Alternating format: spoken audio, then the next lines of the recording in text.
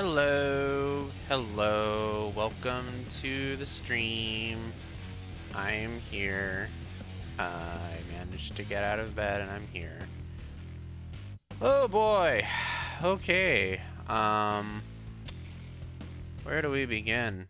So I want to start by saying that last week I did have every intention of actually going through with returning to stream like I had planned.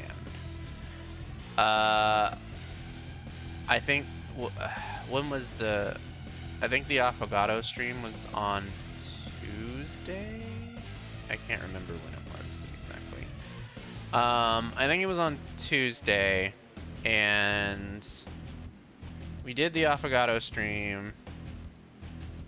And I had planned to do more streams that week. I wasn't going to use a schedule because I didn't make one, but I did plan to stream all week long to get back into streaming.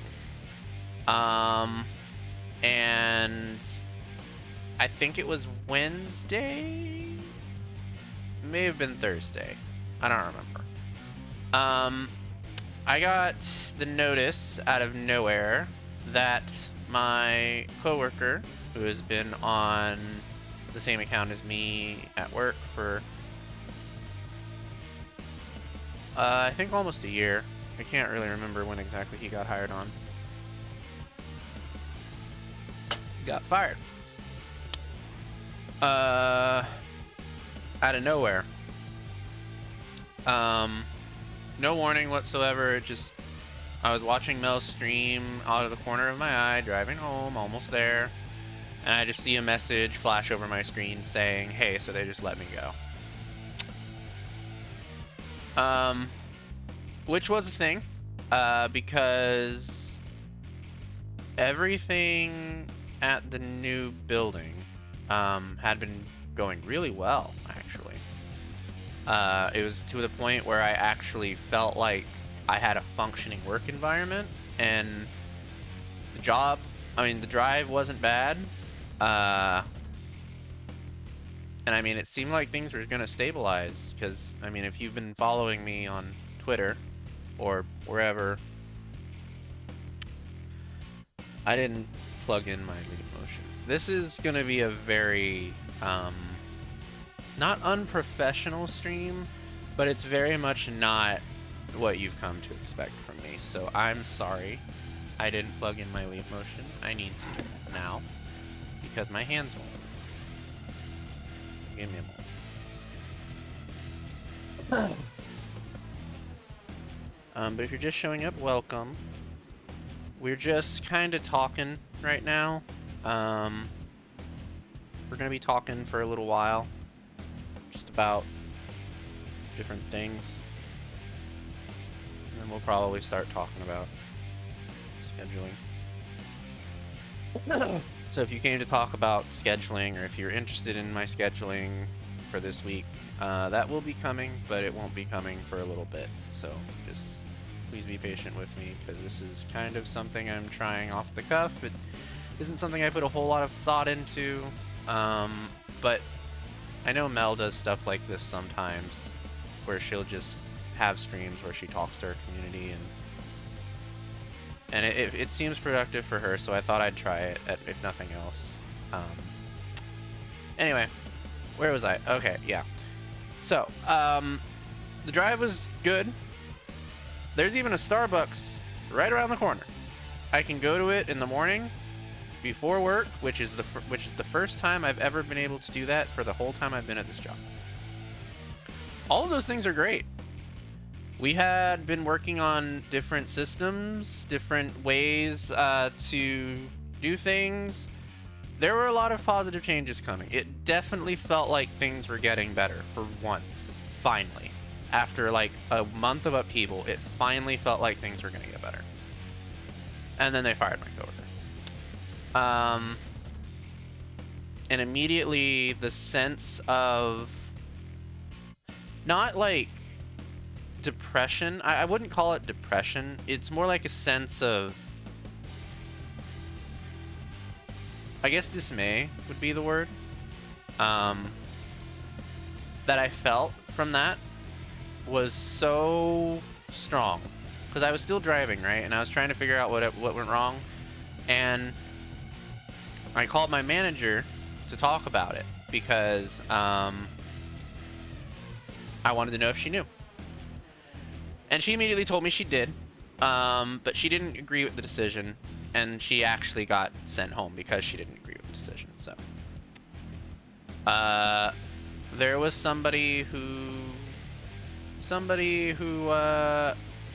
a little power hungry right now, who was gunning for my coworker and fired him for walking across the way to get breakfast. Now, mind you, our new building is not in the middle of nowhere like the old one was. I used to work in a warehouse. It's in the middle of nowhere, pretty much. It's like off the freeway. This building is a actual, like, office building. It's next to a gas station. Like, it's like a 3-minute walk at best. And before I got to that building, I was told by several people at work that they were going to get like breakfast and coffee and stuff like that from the gas station because we're supposed to have a coffee bar in our building, and we haven't gotten that set up yet. So me, thinking that was still happening, was very confused. But apparently he went over there to get breakfast, and he was on the clock, and somebody saw him, and that somebody used that as a reason to let him go. Now, mind you, he had reasons to be let go already, but, like, there was a stay of letting him go just because we were in a new building and the management had changed. So they felt like he deserved a chance to flourish away from the old management to see, you know, if he got better, and he was. Everything was fine. He was definitely improving. So, pretty much immediately everything fell on my shoulders. I haven't done his part of my job for like a good year or so. Probably since he's gotten hired on, I haven't really done it much. And my manager came in and had a pretty immediate plan, and that pretty immediate plan was to make a manual to train other people to do the job, because we just hired a trainee, but that trainee was supposed to kind of like be a backup for both of us. She wasn't supposed to be like the full replacement for one of us. She was just supposed to be a backup. And it turned out she was the full replacement for my coworker. So I got tasked with making a manual in about 2 days. I pretty much only worked on it at work. Ended up being about 130 pages long. Probably the longest thing I've ever written in a professional setting before, which is kind of funny because I wrote graduate essays, but I don't think one was longer than that. Writing the manual wasn't actually hard. It was actually pretty easy. I wouldn't say I had fun with it, but I did like it because it felt like I was actually putting my knowledge to use for something, which is rare. So, I finished it on Friday, and I was actually able to leave early, because I finished it. And I felt pretty confident in what I wrote. But I've been through this situation at this company. And mind you, I've been with this company about 2 years. I think it was 2 years in June. But I've been through this exact situation where they remove somebody or let somebody go in the other part of this account's responsibilities. Probably 3 times now. And every time it has been a period of great stress, usually when I have to pause my stream schedules. There have been times in the past where I went on hiatuses. Sometimes this gets linked to that. And usually it does happen very suddenly. But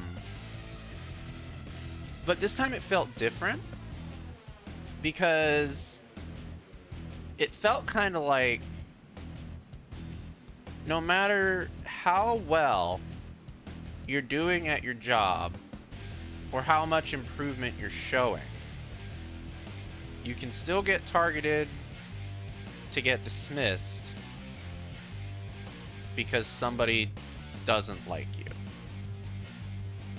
And as somebody who has really hard time making connections with people in general, online or offline, more so offline than online, admittedly. I think that got to me a lot because I've never personally felt like my job was in serious danger unless, you know, I got told beforehand something was wrong. Like, there was a time a couple months back where I thought I was going to get fired because we had a big situation, but we resolved that situation and we created processes based upon it. But this is the first time I ever felt like I could be terminated from my job because somebody arbitrarily decided that they weren't happy with me or didn't like me. And it's a very personal thing because the person who did this is not high up in the company, but they are related to somebody who is very respected in the company and who is now married to the person who's set to inherit the company. So it's very much a personal thing. And for a moment, I thought about that, and I was like, well, maybe it's time to change professions. Maybe it's time to change my job. Maybe it's time to finally look for something new.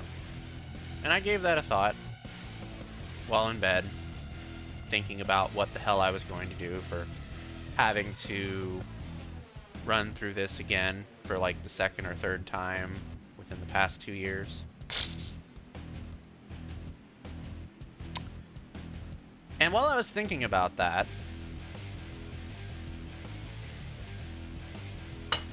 I came to realize that despite feeling like I have much better prospects now than I did 2 years ago,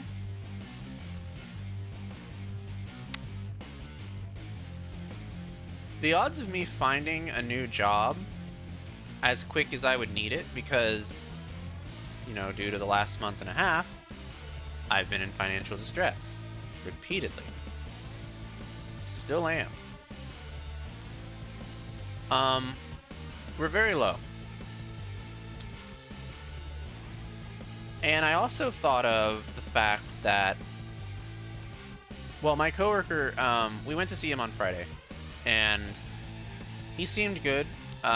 He has a lot of, like, possible connections, both with the account that he managed with me and, like, with family and stuff like that he can use to get a new job. Arguably a much better job than the one he had. And I just thought about that for a moment, and I remembered when I got let go from my 7-year higher education career back in 2018, maybe 2017.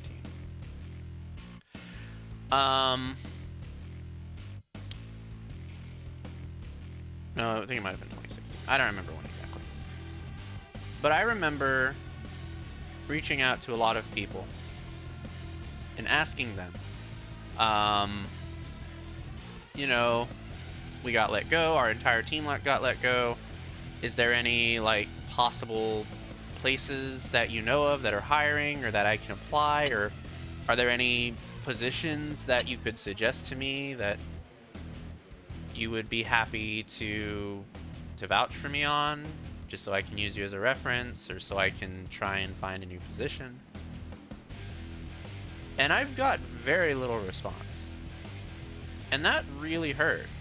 I think that was the hardest part about being unemployed, was because when I left being an employee at the university, I felt like I left as somebody who was well liked. Now, mind you, I did something irrational after leaving, which I probably should not have done, but it felt right at the time, and that's that I post my dismissal letter on social media. which got me blacklisted from the university. But the situation was so much bullshit that I felt that was necessitated, because it just felt like a lot of nonsense. And if any of you remember from that period of time, some of you knew me back then. The way that we were told that we were to keep our jobs was if we did a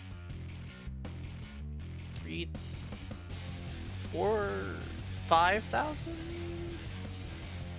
I think it was 5,000. We were to do a 5,000 record long project over the course of the summer. And our success at that project would determine whether or not we would be eligible to regain our positions. All of us said no to that, because it felt so stupid to let somebody go and then say, hey, but if you want to work with the management that's cutting you off to do this project for the university, you might be able to get your position back. It was such bullshit. One of the most bullshit moments of my life. Just constant bullshit. For about 3-4 months of bullshit.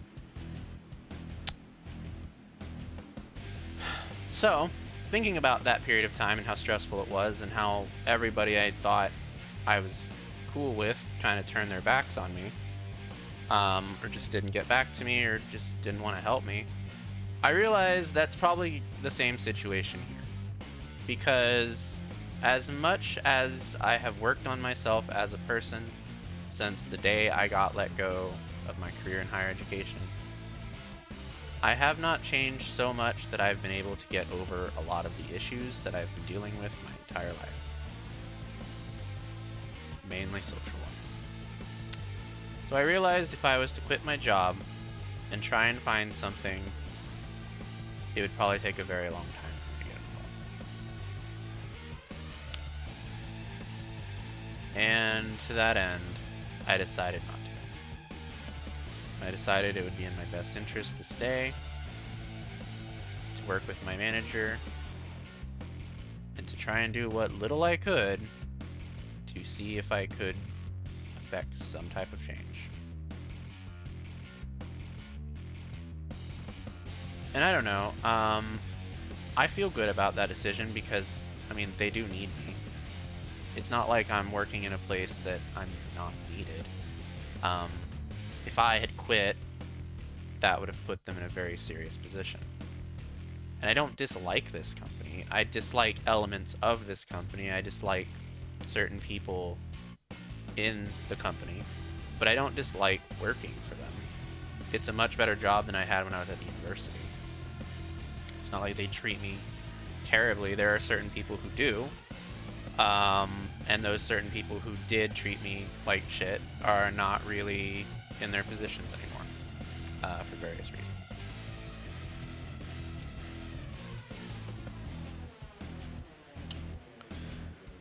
I think the reason why it was so stressful, though, the best thing you could do if you decide you want a new job in the future is to look while you're hired. That way it does, if it does take a long time, it's less an issue. There's a lot of stress, though, and I know you've tried that in the past. No, that's on the table. But I think the direction things are going right now, at least at this current moment in time, it is seeming like there might be some positive change at this moment. Now that could change, as it has in the past. But the way things are going, especially with the manual that I wrote, it does feel like we're moving towards something good. And I was told by my manager that if it ever comes to pass that another supervisory position opens up on her team, I am immediately being put into it. Which felt good, I'm not gonna lie. Because I feel like I've been getting strung along for that type of position for a very long time. If you don't know, because I probably haven't mentioned it, there is a team in our company that I manage directly, because they work in another country. They're contractors. And they work alongside us to complete like daily tasks and stuff like that. But that team answers directly to me, and I have the rapport with them. I train them on everything, and I scrape together everything that team knows on my own time and taught them everything from the ground up because their trainer was worthless. And that's not to say that she's like worthless as a person. Just she was very bad at her job. And she left that position, thankfully. And she moved on to some place where she's happier, which is good. But no, she was really bad at her job, so I stepped in and did it for her.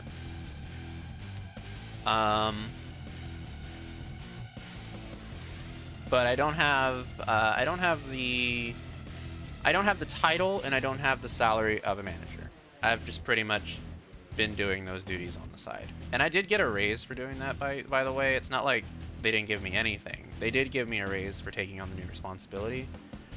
But as time went on, the more it felt like I became a manager, and they didn't want to acknowledge me as one. And this is very much a company where nepotism is alive. Like, it's very clear it's who you know, rather than what you know. And it's not my manager that is stopping me from getting that position. What's stopping me from getting that position is relevancy.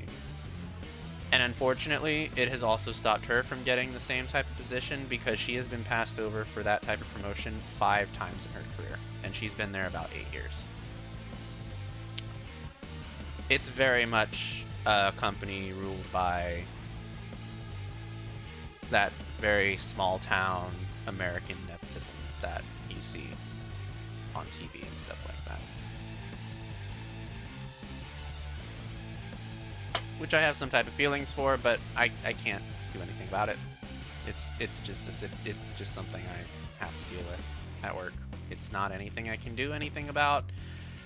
Certain people's daughters and brothers and uncles and whatever have a lot of control and opinions, and you know, nothing new. But anyway, writing the manual actually helped, I think. It cemented a lot of stuff in my head. Mainly about things that I don't have much experience on, but I know I can teach now. Which is kind of different from the 2 times before, where I felt like I was put into covering a position that I have had very little experience on because nobody wanted to give it to me. And in the past, that's been like a real sticking point to me, because I was told pretty much in person that certain people didn't want me to handle certain aspects of this account because they didn't feel like I was good at them. So, it was kind of indicating that the person writing the manual for those aspects was me. Not gonna lie, that was pretty nice. That's probably the nicest thing about writing that manual. The other thing is, I have a certain amount of respect for my manager as a person and just in her position. I know she puts up with a lot that she shouldn't have to put up with, and the reason for that is because someone who's not in charge anymore used to give her way more than she could handle. And I would genuinely feel bad if I left her behind, knowing that this was the situation I left her in. Like, genuinely, I would feel horrible. And I know that's probably stupid, or it sounds dumb, or like it sounds cheesy, but that is how I feel. And I've spent a long time thinking about this, probably about a week now I've been thinking about this, and I've come to the conclusion that that's how I feel.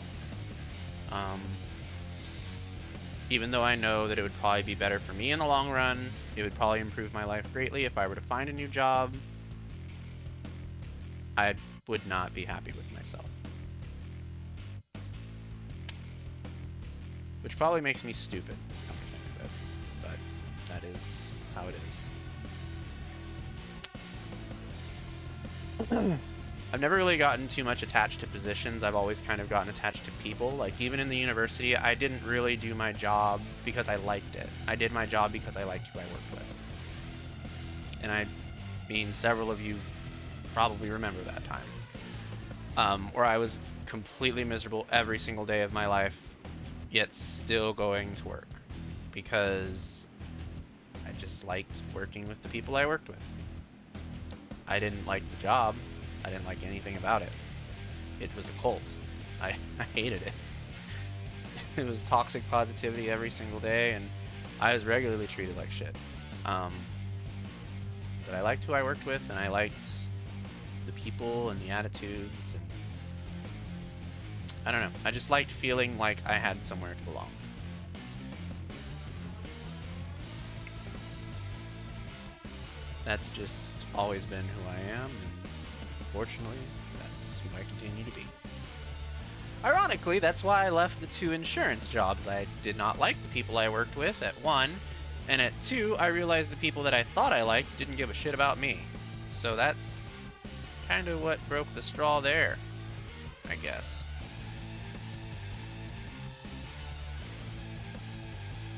No one likes their job unless it's a legit dream job. It's usually about the people. That's true. That is true. So, bringing that to streaming, I did legitimately have the intention to return to streaming this week. I was so set to play Affogato. I thought that went really well. I was so excited to figure out other stream games to play, despite not having a schedule. Then that bomb dropped. I didn't feel like streaming was something I wanted to do anymore. Not that week. Genuinely, when I received the news, I didn't know what any of what I was going to do was, honestly. I felt so stressed coming home that I'm pretty sure that's the day I passed out. I don't remember. At this point, the days are all blurring together. I could not tell you what day it was, or what day it wasn't, or whether or not I passed out, or whether or what I don't know. But on the subject of streaming, because I've been on hiatus a lot longer than this situation happened. So getting COVID, you may remember last year when I got COVID, I streamed through it. And as I said, when I came back, and we talked about it last time, I realize in retrospect, streaming through a debilitating illness like COVID is a stupid choice. It's fine if you feel like you don't have any symptoms, or like you can manage it, or like you don't feel horrible. But last year, I was the sickest I've ever been. And I still made the choice to stream. And I genuinely do believe that making that choice, being in this room where constantly I have breathing problems and all sorts of other issues, was very debilitating to me getting better. So this time when I got COVID, I swore to myself that I wasn't going to stream with it. Because, first of all, last time was a lot of different physical issues. Like temperature and pain, a lot of pain, tons of pain, fatigue, and a lot of other stuff too. This time it was primarily vocal, and then the other stuff came later. But it was primarily vocal, first of all. I could talk, but it hurt.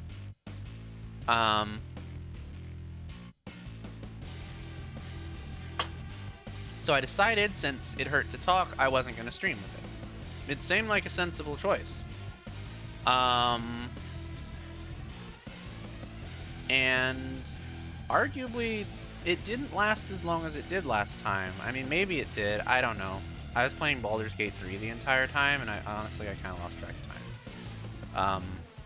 I think I might have been sick for a week. Maybe a week and a half. I don't know. Arguably, I might still be sick. To be honest, I still can't. I still cannot get the congestion out of my body. It is still there, even at this very moment. And I cough a lot still, and it's a mess. But I can talk. I can talk, and I can move without feeling fatigued. I don't have my fever anymore. I got a negative test whatever weekend my brother's birthday was. It was a while ago. Maybe the 19th? I don't know. It was some week. I got a negative test. And yeah, it's gone now. I mean, there's residual effects, but it's gone. And I was actually glad that I didn't stream, because it coincided that at the same time... Aw, thank you, Ani. It coincided that at the same time that... At the same time that I got COVID was roughly around when Baldur's Gate 3 came out. And I had about a week and some days to only play Baldur's Gate 3. Now, I was working from home, of course, because I couldn't just not work. Then I would have been in much greater financial distress than I am right now. But I did play Baldur's Gate 3 a lot, and I played it with Mel. And that's kind of rare, because Mel and I don't really ever get to play too many games on call together. It's usually Mel playing games while I watch her, or sometimes I'll play games while she watches me, but we really don't get to play too many together off of stream. So that was pretty cool.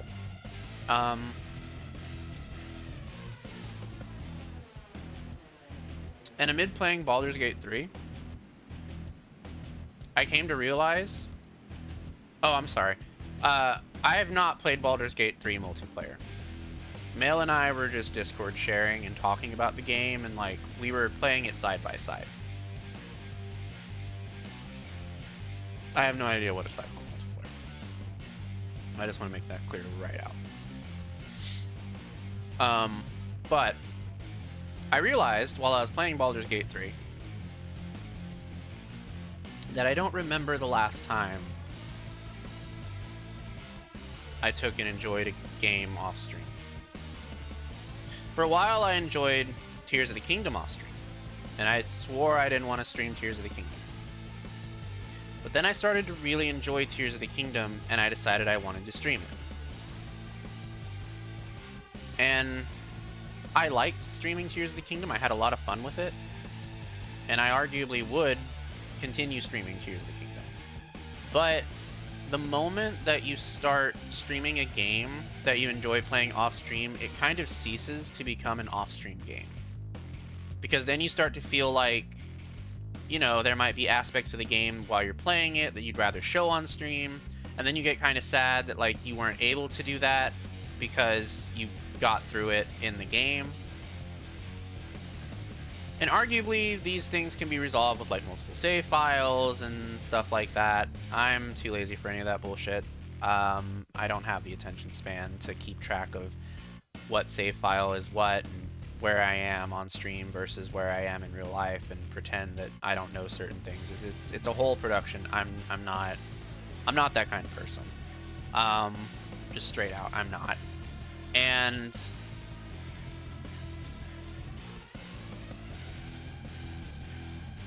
playing Baldur's Gate 3 for as long as I did off stream actually felt really special.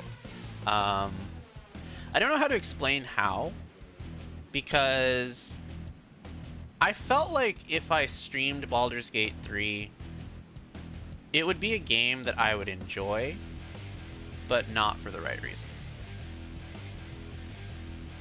Being off stream with it gave me so much more time to actually take my time with the game. I do that on stream already, of course.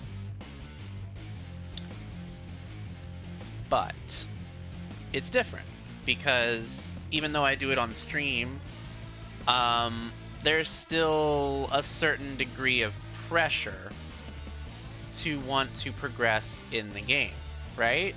I didn't feel that pressure while I was playing Baldur's Gate 3. I was on Act 1 for about 70 or so hours of the game. I don't know how long. Probably 70. Just doing nothing but exploring, and like Mel and I were exchanging secrets, and like Mel found something, so I would try and find it, or I would find something and I'd tell Mel about it, and it was a whole thing. Like, I've not done that with the game in I don't remember how long. And it was so personal to me because it genuinely felt like I was playing the game how I would play it, not how I would play it on stream. Which isn't to say I put on a show on stream. I do play games like how I play them on stream. But I took so much more time with Baldur's Gate 3 than I have with any other game within the last 2 or 3 years, even. I literally made sure I experienced every possible thing I could experience in the game. Now I'm kind of almost at the end of it now. But that's not something I usually get to do. Usually, when I get to a point in a game where I feel like it's time to move on to another game, I'm kind of trying to rush through it. Not to say I don't enjoy it, it's just like at a certain point when a game is on your schedule for weeks at a time, you want it to get off because you want your audience to not get bored. You want to make sure that you're showing things that your audience is interested in. And I felt this was Final Fantasy 16 arguably. That is a very, very long game. And I understand that, like, we all came in knowing that it was a long game. I knew it was a long game before I even picked it up. But you get to feeling sometimes as a streamer, as a creator, as somebody who does this for a living or just as a hobby, you get to feel sometimes like you're just repeating it, you know? Like, and maybe that's normal. I don't know. Maybe all of this is normal. Maybe I just haven't gotten used to it yet. After 2 years, you'd think I would. Maybe I haven't. I don't know. But after a certain point, you know, when you're streaming a game that's like 90, 100 hours long, and it's constantly on the schedule, especially when you do it every day like I was doing Final Fantasy 16, you just get to feeling like, aren't they bored? Do they really want to keep watching the exact same thing every single night? And then you see other people doing their thing, you know, having all these varieties of games on their schedule and doing all these different things, and you see people like doing YouTube videos and having different video ideas or having different content ideas, and you see people who like do like all these different types of streams and varying up content and stuff like that. And you look at your schedule and you realize that you can't really do that because you've committed to a game that is way longer than any other game that you've ever played. And that kind of gets to you, because then you start to feel like you yourself are boring, or like you yourself are deliberately picking games that make it to where your schedule is locked down and people have to watch the same thing over and over again. And I understand that Final Fantasy 16 is an extreme example because it was part of an event. And it is still part of an event. We're not done with that event yet. But it's the extreme example because it's the most recent thing I can remember where this happened on. So when I thought about streaming Baldur's Gate 3, that's what I thought about. That it would just be Baldur's Gate 3 for a very long time. Probably for a month. It would only be Baldur's Gate 3. And I got some anxiety about that, because even though Baldur's Gate 3 is a game that has so much content to it, it's very personal. Like, there are some times where I'm playing Baldur's Gate 3 on my own where I don't do anything at all. I'm just exploring. I'm not accomplishing anything. I'm just looking around. And those are very different than things on stream. It's a game that feels very personal and genuine, TBH, and honestly, I'm glad I didn't stream it too for that exact same reason. No pressure from others and no one being annoying about bragging or backseating. So good pooch. Yeah, it's not something I'd just watch for someone play because it's so different for everyone. That's the exact opposite of what I want. That's why some people rotate days. Unfortunately, that doesn't work for me because I prefer static schedules. I just get so frustrated when I have to do one on, one off. It's just a mess in my brain. Donnie, my favorite thing is you playing big RPGs. I'll do it with some things and not with others, and if I have to do a lot of the same thing, I'll advertise it as like a chill stream or something where we do more conversation in game. But like with FF2, I'm probably just going to watch the ending on YouTube at this point and then start at 3. Also, like Riku said, you can have 1 or 2 days that are small games but still tackle the big for the rest. Everyone does it different.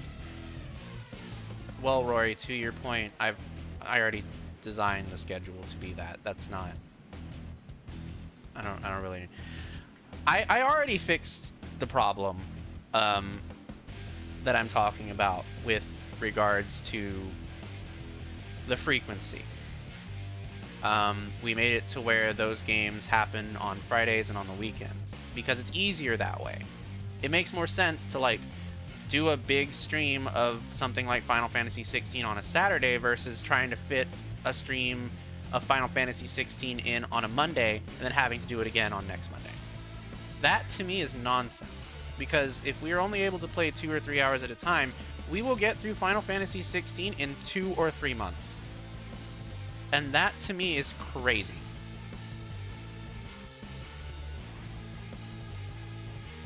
So that's why I changed things to be the way they are. But when I was thinking about Baldur's Gate 3 and realizing that me streaming this game would be such a colossal undertaking that I feel like people would get bored, it started to leak into some other thoughts. And I kind of felt like... I don't know. I kind of felt like, in a sense, if I didn't stream Baldur's Gate 3, there was not really a reason for me to have it at first. Which kind of made me angry. Because I thought about it and I was like, well, why shouldn't I be allowed to enjoy a game that I really like just because I don't want to stream it? And I almost felt guilty to some extent because I was playing Baldur's Gate 3 when I could have been streaming something else. And there's like tons of games that I need to get through, and I was just like, it was a weird feeling. It was a feeling like I was prioritizing my own interests over that of my stream, which I was still sick, so I mean it's not like I was going to stream anyway, but it's still how it felt. And to some degree that's true. I did get really hooked on Baldur's Gate 3. It is one of the best games I've ever played. I would argue it's better than Elden Ring, which if you watch me play Elden Ring, you know how much I liked Elden Ring. But Baldur's Gate 3 is just so much better. It has so much more to it. It's so much more personal, and it's so much more... It's not really an adventure to me. It's more of an experience. It feels more kind of like a movie, in a sense. Where, like, you don't feel like you're playing a game so much, you feel like you're living out a character's life. Pretty much like that. I eventually came to realize that if I felt guilty about playing Baldur's Gate 3, that there is something very wrong with me. That I am in some way not doing what I wanted to do with my streaming, which is enjoying myself and playing games that I like to play and exposing people to games that I enjoy. But if I can't even bring myself to play something that I think I would enjoy off stream without feeling guilty, then it's very clear that something is wrong. And I guess in that sense, I kind of had a moment where I started to doubt my own self-worth, because it made me feel kind of shitty as a streamer. Like, maybe I'm just not very good at this. And maybe the reason why I default to games that I enjoy, or the games that I want to show people, is just because they're games that I find I can get through. And maybe the reason why I put so many games like Final Fantasy 16 on my schedule is because I'm just looking for easy excuses to put stuff on a screen. And that's not true, of course. I'm not doing that, but that's kind of where I got to in my head. And that made me feel really bad. That made me feel like a lot of what I do is really cheap and lazy. And I understand that most of that is probably me being way too hard on myself, because a lot of these issues are me being way too hard on myself. This is a very social job. It may not seem like it, but it is. Streaming is a lot about networking with an audience. It's a lot about entertaining them. It's a lot about doing what you want to do, but also trying to do it in a way that other people will find it endearing, or find it interesting, or find it cute, or find it sexy. That's what streaming is. It's a social thing. And as somebody who has intense social trauma, it is very easy for me to lapse into thoughts where I either feel like I'm not doing enough, or I'm doing everything wrong.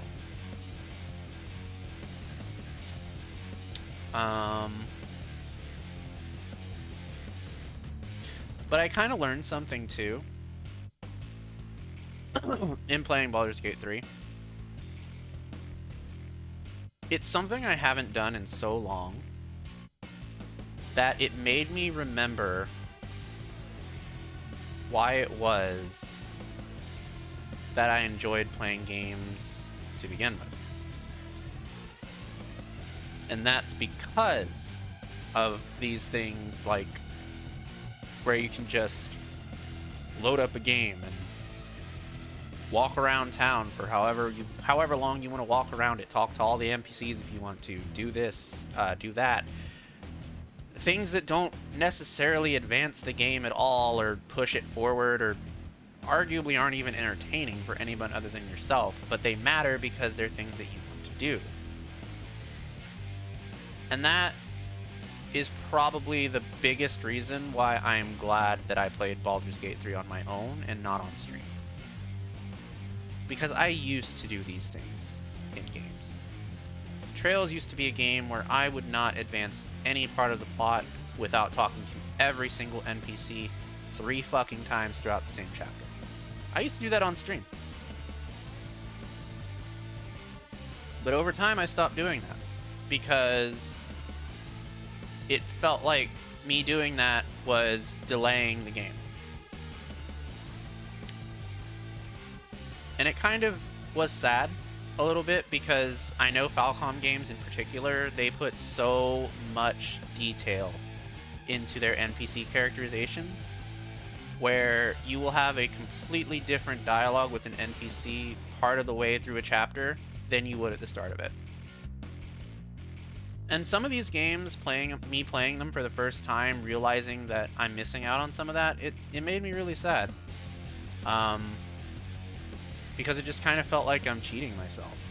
Or I'm like I'm lessening the experience for myself, I guess.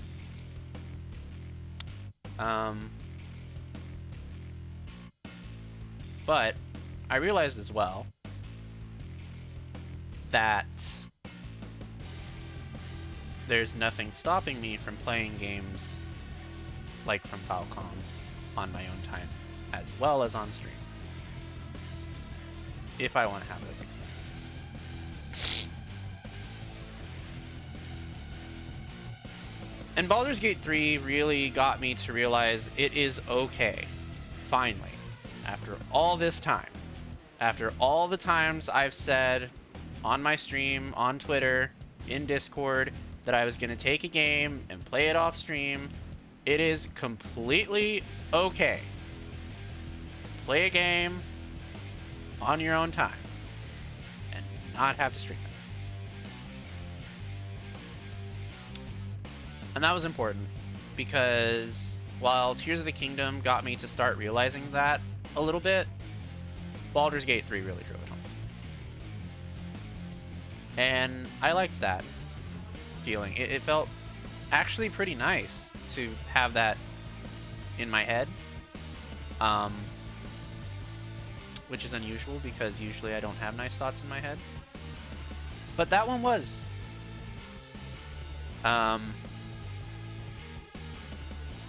So yeah, I don't feel as stressed about that anymore. But as you might have seen over the course of the last couple of days where I've just been posting about how I've been feeling, I mean, I do feel very dead emotionally just because of what happened at work. I feel like a lot of that is shock. I don't fully feel like I understand what happened, or why it happened, or maybe I do and I don't want to because it's so disgusting. But also, I feel like in a sense, with how often I've canceled streams, or how often I've put off streaming, or how often I've gone on hiatuses, or how often I've just not streamed for whatever reason, that, and I realize this is a thing in my head. This is not something that you guys actually think. I had no single person come up to me and tell me this or anything like that. This is just me and my brain and my thinking process. But I felt like in a way that, you know, especially last week when I said that I was going to return to streaming. And I only did one stream before everything got fucked up again. It started to feel a little bit like I was betraying my audience. And like, that brought with it some feelings that maybe I'm just not worthy of returning to streaming. Because I cannot keep my shit together for more than a day. Pretty much. And yeah, no, it's completely outside of my control. I am not the person who fired my coworker and made everything fall on me. I'm not the person who did that, and I'm not the person who decided that that was a correct course of action when everything was going well. But it is something that I have to deal with. And the decision I made for myself in the moment dealing with it was that I could not handle streaming alongside of it.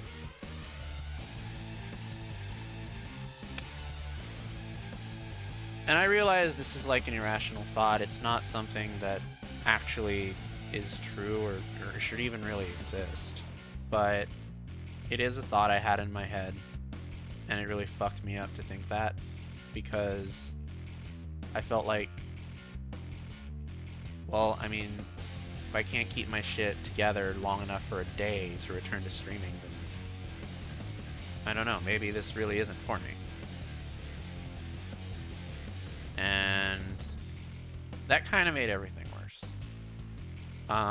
Between you and me, if you aren't familiar with my thinking processes or my brain or how anything works with me, I have a lot of negative thoughts. Pretty much daily.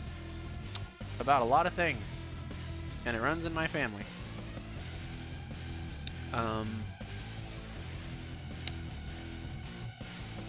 Some of those can be pretty tame, and some of them can be short-lived. They can go away within a couple of minutes sometimes, maybe half an hour. Sometimes I'll just get a treat and everything will feel fine, and they'll just leave. And then there are deeper ones where they don't really go away that easily. And they kind of linger, and they sort of cycle. And they create depressive episodes.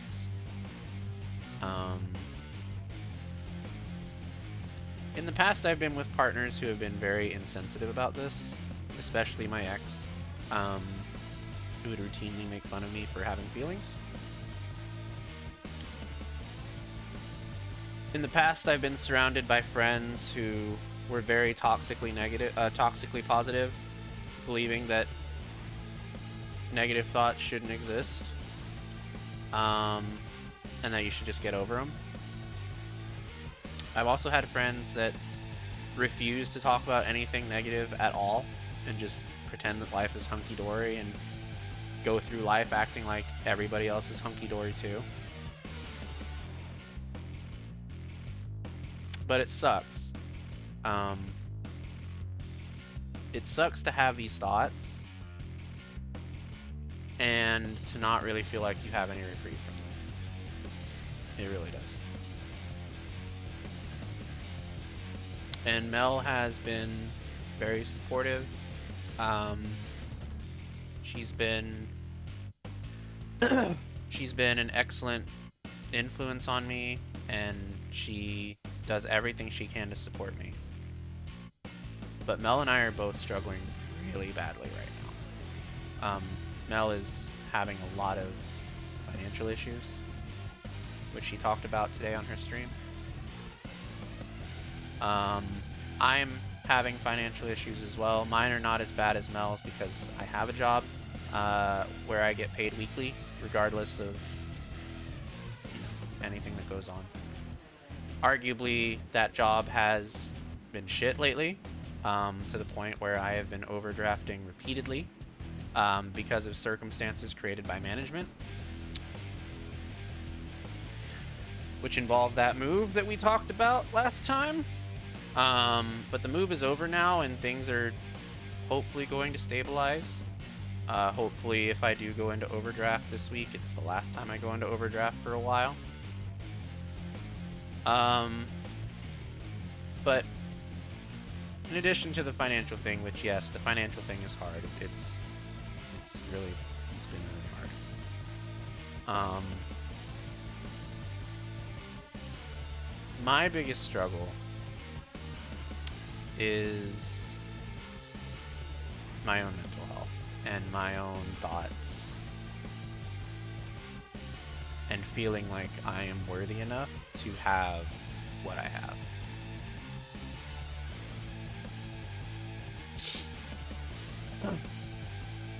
Dami was able to struggle and figure things out on his own off stream without people stuffing solutions and opinions down his throat, which I knew would just happen on stream. Oh yeah, that was the best part. That's been the best part about Baldur's Gate 3, is just kind of trying to intuit my way through the fights. And I haven't looked that many of them up, which is kind of surprising, because that's probably what I would do on stream. If you're thinking about streaming too seriously, this is a side thing and mostly things on hobby.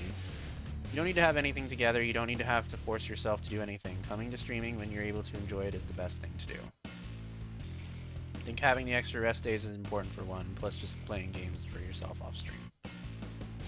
Yeah, it has been nice having another rest day, I'll admit. Like, being able to go back to bed after playing Chrono Cross on Dogboy Day really helped a lot. Because I did not feel good at all playing Chrono Cross. I do not know why, but after I did that stream, all of my energy left me, and I collapsed in bed.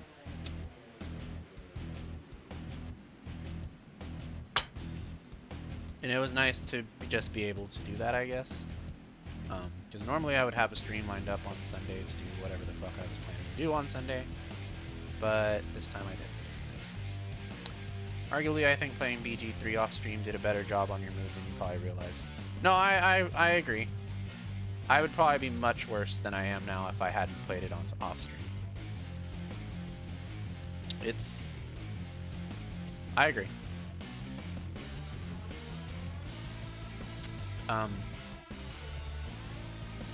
So suffice it to say, my personal situation,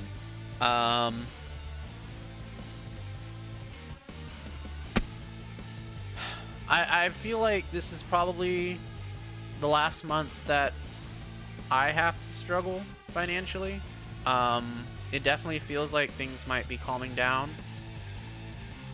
There may be one more problem that I can think of, But other than that, I think I should be okay. But I do appreciate everyone who's like been helping me out and helping me deal with the overdrafts. Mel has been able to help out here and there, and some of my community and my viewers have too. I really appreciate that. Thank you. It does mean the world to have that kind of support. Because I'm not really used to this. I'm just gonna flat out say it. I'm not. First time I ever overdrafted in my life was a couple of months back in this job, and I was on the call with Mel at the time, and I fucking panicked because I've never dealt with this. I've never had to like I've had money problems, but I've never had to deal with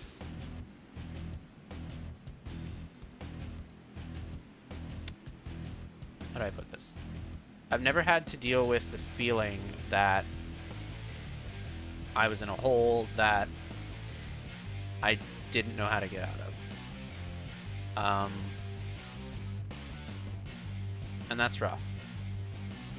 Because when you don't have experience with it, you don't really know what to expect. And Mel's helped me navigate it.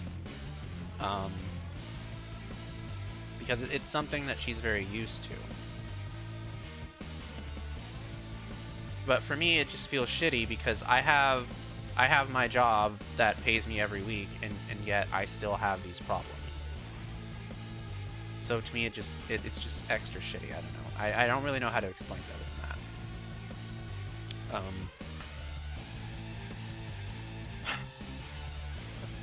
Oh yeah, I know. You shouldn't have to be. Not at all. No one should be. No one should be used to this. It's horrible. I always try and help people out of these situations when I see them, especially with friends, just because I've always kind of understood at a cursory glance before now that it was just a bad thing. But I never really understood what it actually felt like until very recently. Because it kept happening to me. And now I kind of get it. I kind of get why this is so upsetting to people. I kind of get why people get so stressed about this type of situation. And I've tried. I really have tried to not be that way. But it's hard. Especially when you're me. And that's not... that sounded so bad. I'm sorry, I didn't mean to say it like that. It's hard because I have a system where to deal with my problems, my thoughts, and everything that I go through on a daily basis, my idea is to go out and get like a treat or something, or to go out and take a drive, or to go out and go shopping, or to go out and see a movie, buy a new game, buy an action figure with Cloud showing his titties in front of me while I'm streaming. Things like that. That's how I deal with my issues. And with this situation, it has been incredibly hard to do that. And most of the time when I've been doing it on credit cards. I've gotten so much better about this than I used to be. Like, I used to spend money on DoorDash every single day at work. I've gotten better at it. And it sucks to know that I don't do those things anymore, and I am still in this situation. It sucks. It really does. It really makes you want to just not care anymore. But I can't do that because if I do go back to doing what I used to do, it will be much worse. Thank you, Rory. I hope that you have a good rest of your evening. Thank you for coming. it will be much worse. And I don't want that, because I'm happy with what I've managed to get my life down to. I'm happy with only occasionally, maybe like once a week, getting DoorDash if I want to get it. I'm happy with being able to get the small treats here and there, but not the big ones like I used to. I don't do the splurging that I used to do. I still get the commissions and stuff like that, but I don't do what I used to. I don't run up my credit cards on purpose anymore. I do it out of necessity because I have to. I don't frivolously look at video games that I don't think I would care about and buy them just because I want something to feel good about in my life. I don't do that anymore. And it sucks so bad to know that I don't do those things. Sorry, why am I gonna cry about this? Oh my god. I'm sorry. It sucks so bad to know that I don't do these things anymore and to still have these problems. It just sucks. I don't know how to put it any better. And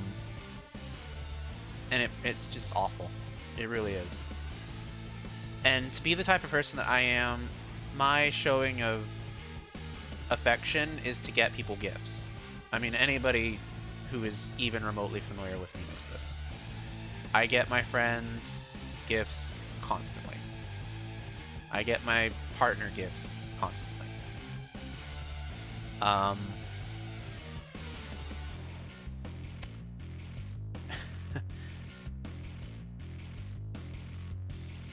I can't do that anymore right now. I've been able to get Mel gifts here and there, just small things, you know, stuffed animals mostly. Because I want to show my appreciation to her, and it's just the way that I show my affection is to get these little gifts and stuff like that for my friends and my partner and other people in my life.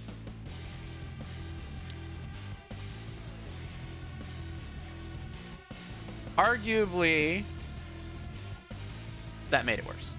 And I don't regret that, but it did make it worse. And there's other stuff that I wanted to get Mel too that I can't.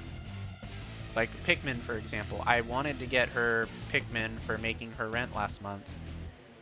And all of this stuff happened, and I just haven't been able to get it since. Because every time I try and go and get it for her, Amazon wants to charge like $20 extra in shipping, and that's just way too much money right now.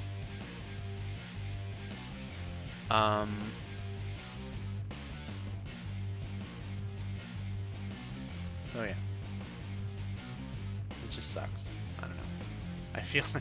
I feel dumb complaining about this because I know people have it so much worse than me. I know people do. But this is my situation. This is what I'm dealing with. If you do want to help me out, I do have a Ko-fi. You're always welcome to donate to it. Everything helps. It really does. I cannot tell you how much it helps. It really helps. It is September. If you scroll down under the video, you can see that there's September. You can get a sub if you've never gotten a sub. The $70 or some odd money that I get from Twitch every month does actually make a difference. So I do appreciate it a lot. And you know, yeah, if that's how you want to support me, you are totally welcome to do it. But no, there's no pressure on it. I only really make my announcements when my account goes into overdraft. So like, yeah, it's to the point now where like I never exactly know when it's about to happen because of how unpredictable some of these things have gotten. Because sometimes I'll think, you know, oh, it's going to come out at the end of the week, and then, no, it comes out on Monday. That happened with my loan payment actually this month, which was nice.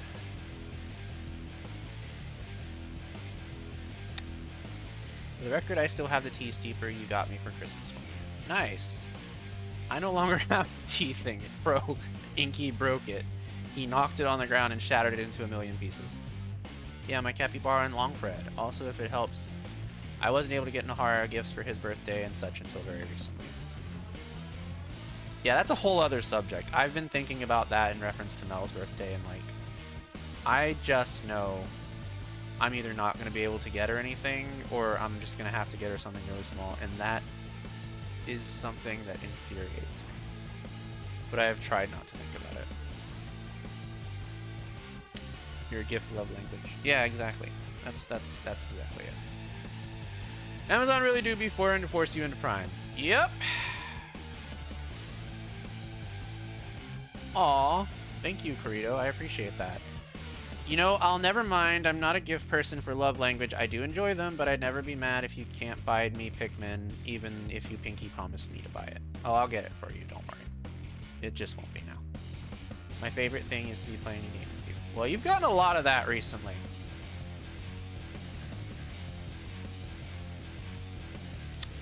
Alright, we can't snooze the ad anymore, so we're going to go ahead and let the ad go. I think as far as discussing my mental health, this has been a pretty robust discussion. I feel like I've talked a lot more about it than I intended to. So I think after the ad, we can finally start talking about what we're going to be doing this week. And we'll go from there. But let's do the ad first, because it's coming. So. Be back in 3 minutes.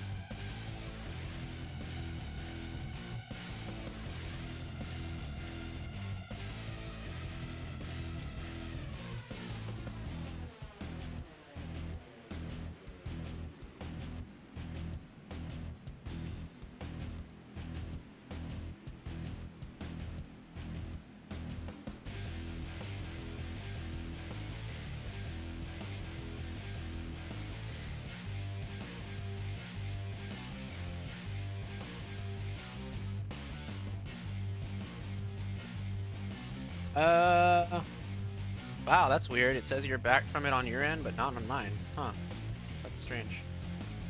Well, on my end, it says there's 5 seconds left.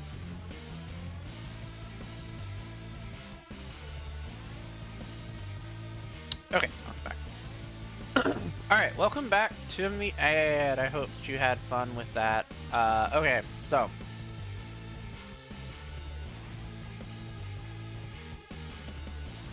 Alright, let's talk about the games. I don't think I have anything else to say about my mental health. I've been pretty... I think I was pretty open about it. I said everything that I wanted to say. I actually feel a little bit lightened having said it. So that's good. I wasn't sure that that would happen, but it did. So, in my subscriber section, I asked you guys, what are some easy titles to get back into streaming with? And I asked for titles specifically because when you guys tell me things like play comfy games or like play this type of game or something like that, that doesn't help me at all. It just gives me a vibe. It doesn't really point me in a direction. So I asked specifically for titles. And you guys suggested some short roguelites, like Cult of the Lamb or Hades.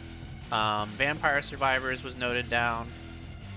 Ebby suggested Zelda, Tears of the Kingdom, and also Dragon Quest. And those were really all the suggestions that I got. Here's the thing.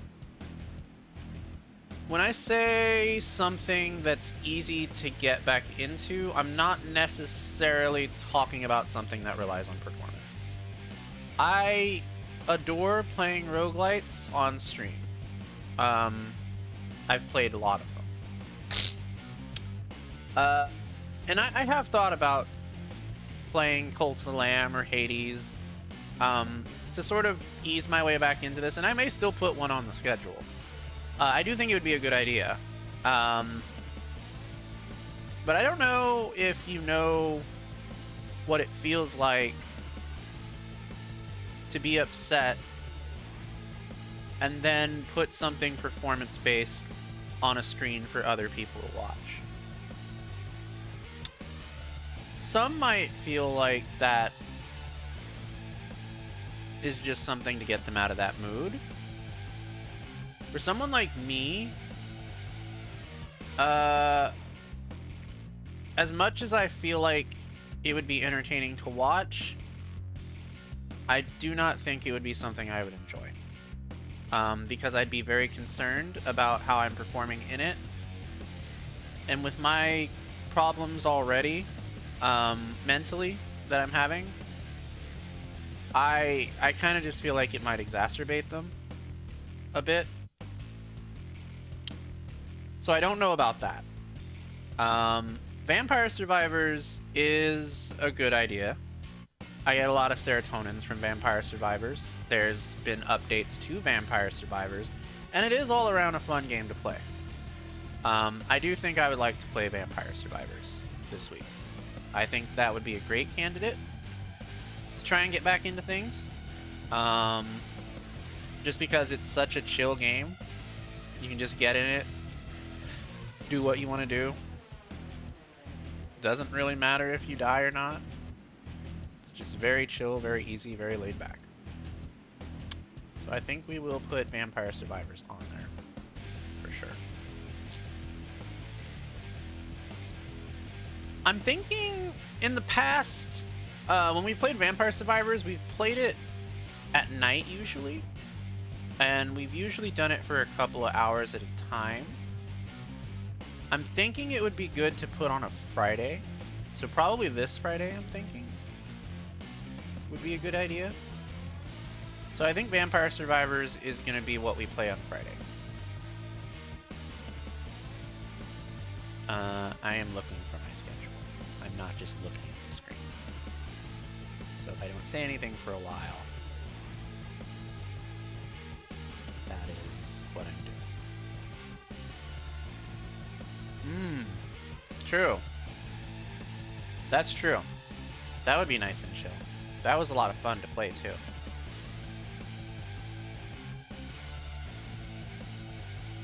And I did want to put a horror game on here too, just because I haven't played one in a while, and I'm kind of hankering for it.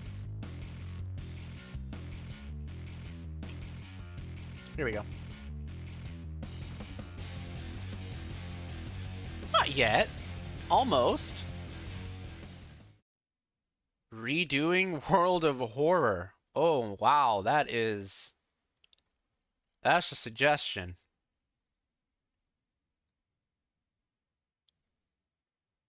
Was not expecting that. Hold on. Hold on. Let me think about that. I I don't remember when I played it last. But at the time, didn't I think we went through all the content at the time? But I'm sure, like you said, there's been updates, so I'm sure there's more. Is it hard? Would you consider it hard? I don't know if I would consider it hard. I mean, I guess hard is in like I don't know. I don't know if I would call World of Horror hard. I mean, certainly progressing through it is difficult and a little bit frustrating because it's very hard to understand. But I'm not sure if it has the like feeling of performance that something like Cult of the Lamb has, where you just feel like you have to do well at it or you'll get stressed out. Which I mean, I don't normally feel that way. This is just like a mental thing right now. I generally am fine if I don't do very well at games.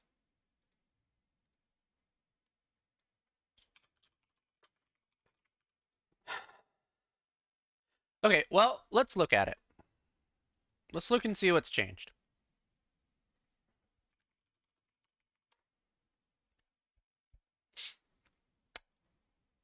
All right, let's swap to. Up, there it is. Don't know why Steam's blacked out. I'd have to do a display capture for that. Hold on a sec. All right, so here's World of Horror. Sorry that the thing is so big. I'm sorry that I have a 4K monitor and everything is small. All right, let's look and see. They did an update in April.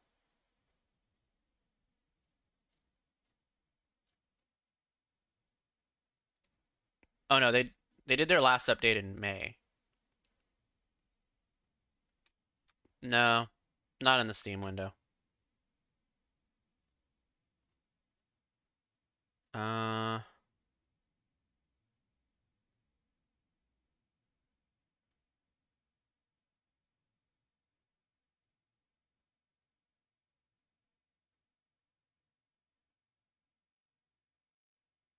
they changed a lot of different things, it looks like.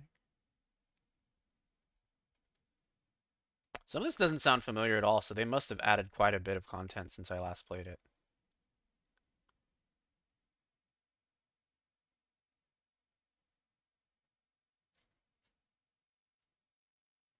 Donkey.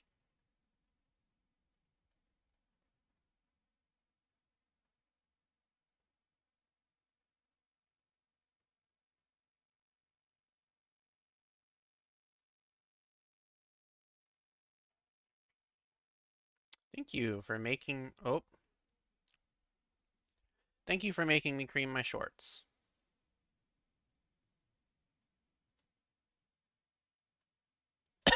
Okay. Yeah. They've changed a lot. Looks like they've changed a lot. Okay. I mean, I would give it a try again. I would play it again. I had fun with it last time. It's just there wasn't really that much to it, so it was confusing to me. Let's play World of Horror on Thursday. Let's do World of Horror on Thursday. That way we can lead into Vampire Survivors and do all that good stuff. We're gonna make today. I'm just gonna put. Let's just put.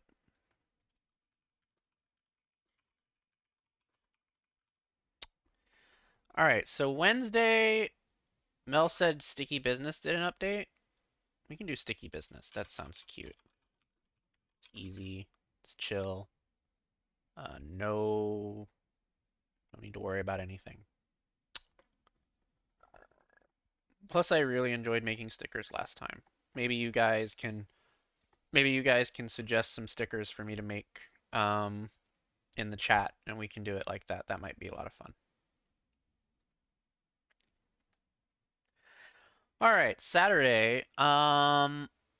So I think Mel said that this weekend she was doing some kind of event. Oh, probably shouldn't show that. I think Mel said this weekend that she was doing some kind of event for her art. And I'm not really ready to go back to my collabs yet. Mainly because of the social thing I mentioned. So, some of you might remember that before I went on my hiatus, we had a milestone. And I never got to celebrate that milestone. That milestone in particular was my affiliate anniversary, and it's very much past now, but I still want to celebrate it. So, I did a poll. Not a whole lot of people voted, unfortunately. But the question was, what should we play to celebrate my affiliate anniversary? And you guys tied between Vampire Survivors, Something with Turtle, or Cult of the Lamb. We won't be able to play Something with Turtle because Turtle will be focusing on his event this weekend for his comms. But I was thinking we could still do this and we could try and celebrate what we didn't get to celebrate before. So, since Vampire Survivors is already on the schedule for Friday, I'm thinking that Saturday we can do Cult of the Lamb and we can just have a go at it. We can probably do a pretty long stream at it. I feel like if it's streamed for longer, I won't feel as bad if I'm not very good at it because it'll be a longer stream, so I have more time to get better, if that makes sense. And I did want to put Cult of the Lamb on the schedule, I'm not gonna lie. Before I started having these thoughts about, well, it might make me feel worse. But I think if it's in the context of like a celebration and it's more on a longer time slot, that it won't feel as bad if I'm not doing very good at it. So on Saturday, we are going to be playing Cult of the Lamb to celebrate my affiliate anniversary.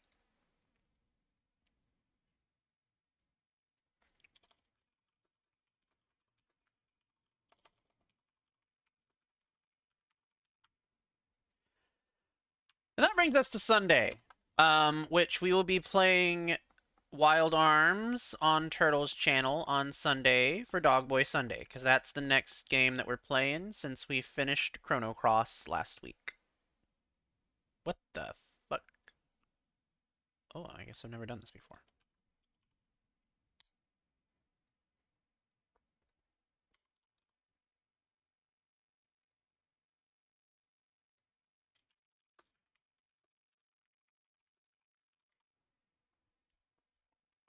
All right, so breaking that down. Tomorrow we're going to be playing Sticky Business. Thursday we're going to be playing World of Horror. Friday we're gonna be playing Vampire Survivors. Saturday we're gonna be celebrating my affiliate anniversary with Cult of the Lamb, and Sunday we're gonna be playing Wild Arms on Turtles channel. That looks good. I'm happy with that. I feel a lot better about that than I did about some of the others. I'm not even showing it. I just realized I'm not even showing it. You guys can't even see it. I feel a lot better about this than I did about thinking about the suggestions.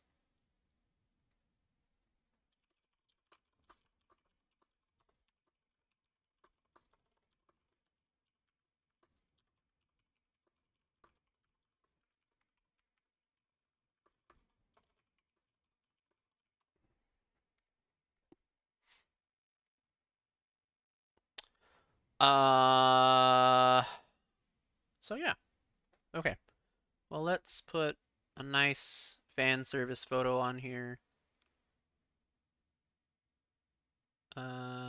Actually, I just got a nice fan service. Well, not just. It was a little while ago, but I have a nice fan service photo that I can put on this.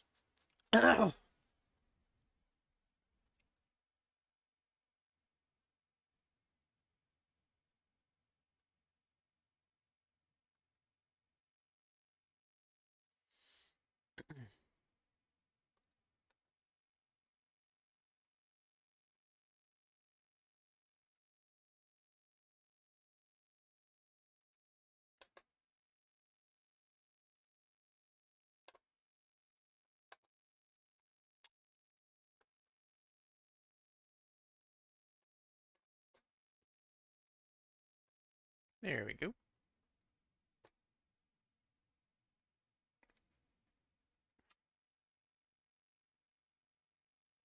We'll make that a little bit more like that.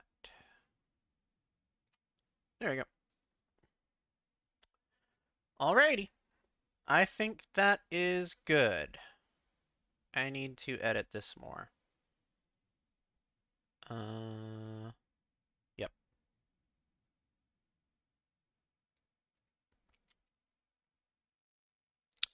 So, that brings me to another subject. Before my hiatus, I talked about how I wanted to do a lewd stream with a game called Jock Studio. I'm gonna save that, I think, until I get back to my actual schedule, and then we'll probably put it on then. Because that is a stream that I do kind of want to take some time with, because I think that's a rather lengthy demo, if I recall correctly. There's a lot of characters in it. And I am interested in that game enough to want to probably play the demo several times just to experience all the characters. Um, and it sucks because the deadline passed like while I was having my financial issues, so like I can't support it anymore. But I still want to play the demo, and I still want to, you know, get through everything that I can in it and sort of experience it. So yeah. So we'll schedule that when I get back to my actual stream schedule. I'm hoping that this will be a good gateway to get me streaming again so that I can just naturally go back to the old schedule next week and that we can continue doing everything that we were doing before my hiatus. I do not know when we are resuming the tarot cards. That is totally up to Mel. She is currently dealing with her own situation. I will probably have that conversation with her whenever things get a little bit easier, because I don't want to add any stress to her, what she's dealing with right now. So we'll probably talk about it, and I will let you know what happens when I know. And that's pretty much it. Um, I'll post this onto. Sorry, the border. The border was annoying me. I'll post this onto Twitter so that people see it with their eyeballs.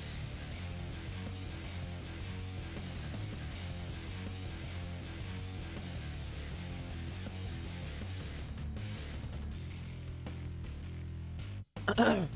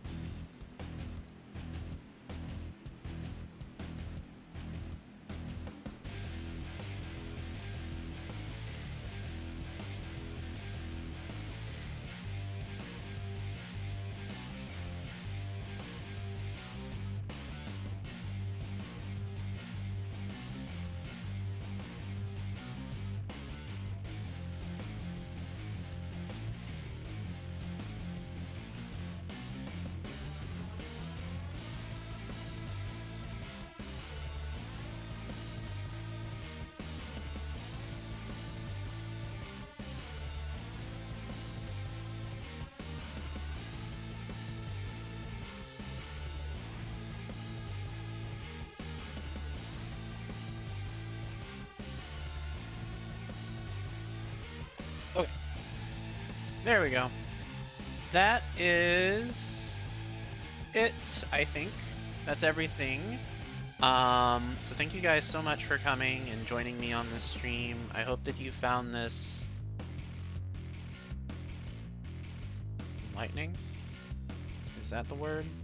Maybe not enlightening. Maybe... I don't know. I hope that you found it enjoyable. Well, that's not even the word I want to use either, because that's like saying that you enjoyed hearing me talk about me being in pain.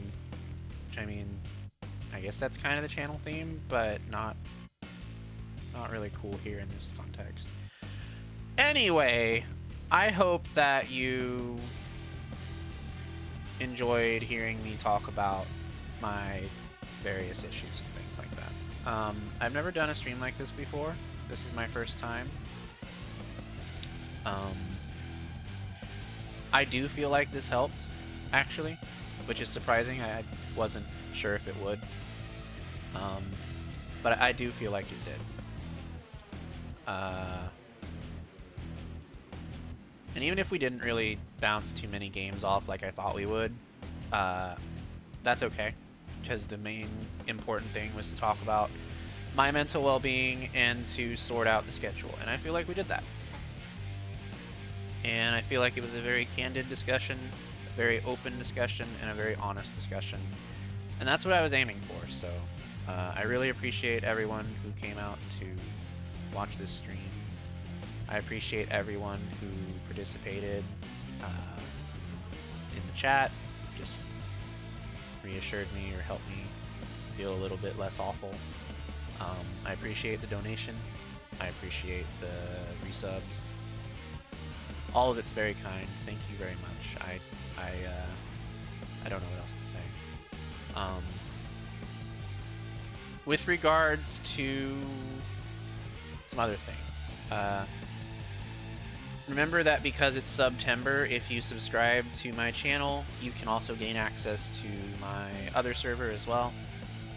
That server is much more based around BDSM dynamics. It's kind of like experiencing virtual BDSM.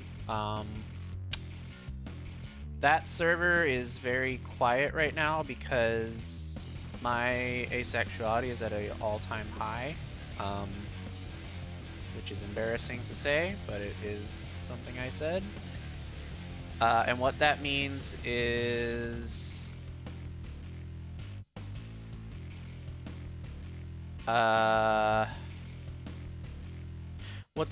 I'm much less likely to initiate like I used to. But when the server gets back to its normal activities, there's usually daily tasks.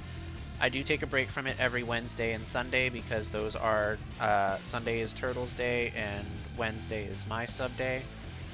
So those are the days I do take a break from the server. But other than that, it's pretty much easy access to me.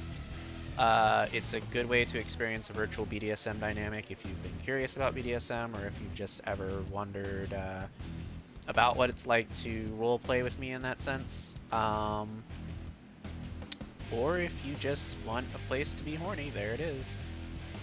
I'll probably start advertising it again once I get out of my asexuality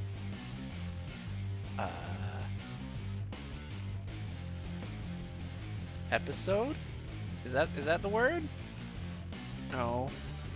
I mean, I'm ace, so that's not. I'll advertise it again once I feel like I'm horny again. How about that? Yeah, lack of libido. There we go. Perfect. Yeah. Yeah, there we go.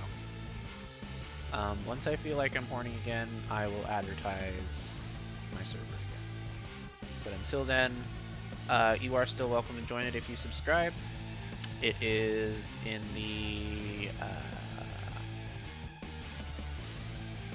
panels below the video, and if you are in my regular Discord server, I think there's a link in there too. And all else fails, if you subscribe and don't have the link, you can just ask me and I'll give it to you. That's pretty much it. That's all I have to say. So thank you for coming, and I hope that you have a good rest of your night, and I hope that you'll come back tomorrow for our sticky business stream, where we'll be making lots of stickers, though they probably won't be nearly as lewd this time as they were last time. Let's find a suitable channel to raid.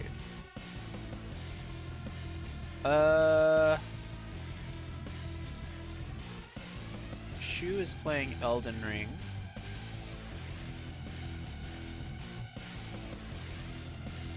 Let's raid Shu.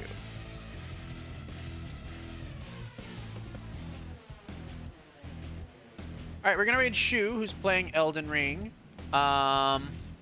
Thank you guys. Here's all my socials. You can, oh, no, never mind. Garden Spirit is down. You can't check out my socials, but you can check out my socials here.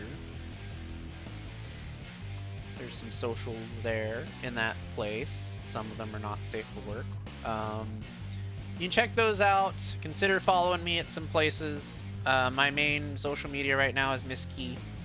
I haven't really been using Miss Key too much lately because I've been very upset, and I feel like putting that on Miss Key kind of defeats the purpose of using Miss Key, because I'm trying to get away from Twitter, which is where I post all those upset things on.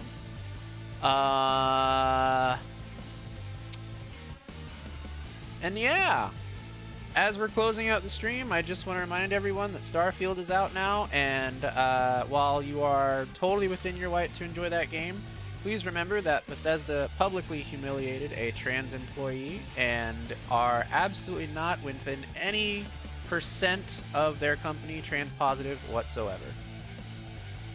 Thank you. Bye-bye.